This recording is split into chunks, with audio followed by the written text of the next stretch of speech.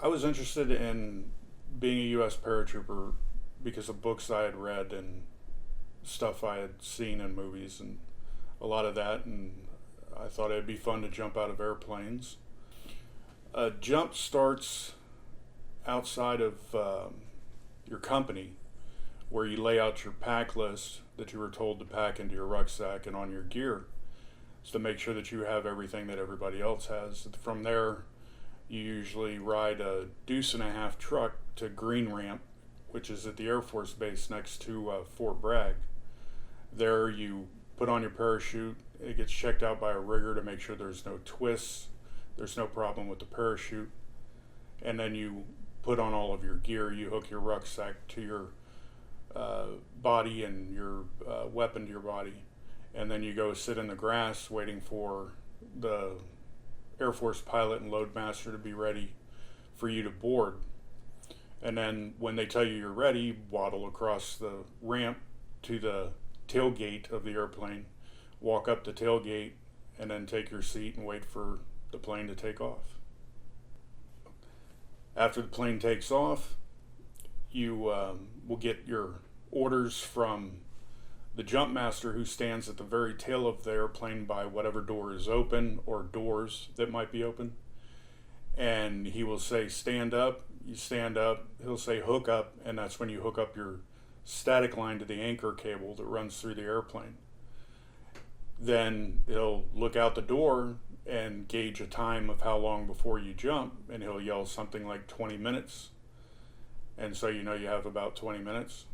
And then he'll yell 10, and he'll yell 2, and then he'll say, shuffle to the door, and that's when everybody shuffles forward. The first man in the chalk, which is the line of paratroopers that are about to jump out, will stand in the door and wait for it to hit the drop, wait for it to clear the drop zone, the leading edge of the drop zone. And then the pilot and the co-pilot will turn on the green light saying that he's over the drop zone, and you walk out the door.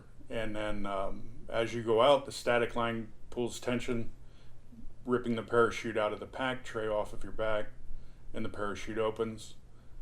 You land and turn in your chute at the turn-in point, and that's a jump from beginning to end.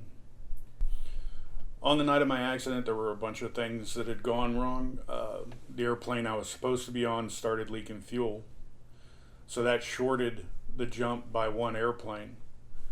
So that meant that me and the other troopers that were on that airplane had to get off of the plane and walk over to another plane that already had paratroopers on it. So it was packed pretty tight. Everything seemed normal. The plane took off. The weather was a little rough. There was some turbulence. And then when it came time to jump out the door, I exited the aircraft and felt my rate of descent was too fast. It was faster than normal. And that was when I looked up and saw that the parachute was tangled to itself, all just twisted up. So immediately I started trying to get out of that twist, get it to open, and finally decided to reach down and pull my reserve parachute. When I landed on top of my rucksack, which shattered my left hip. And then I had compression fractures in my vertebrae, 5 different vertebrae in my spine. Luckily, 2 guys were walking across the drop zone, were able to see me because it was at night. And they picked me up and took me to where I could get medical help. The rehab that I went through after that, first I spent a couple of nights in a row, of course, in the hospital, wearing a full body harness. It wasn't a cast, it was just a fiberglass thing that locked onto my body.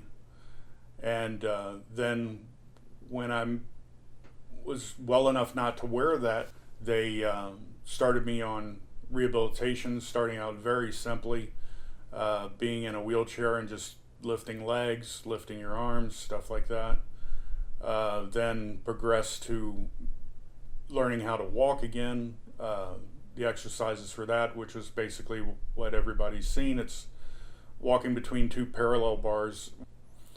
After that, you graduate to crutches and you start walking around with the crutches on your own. and doing some light weight training to try and rebuild the muscles from the time that you've just been laying in bed since the accident. And then eventually got off the crutches, walked with a cane, and that was right around the time that I was medically discharged from the military.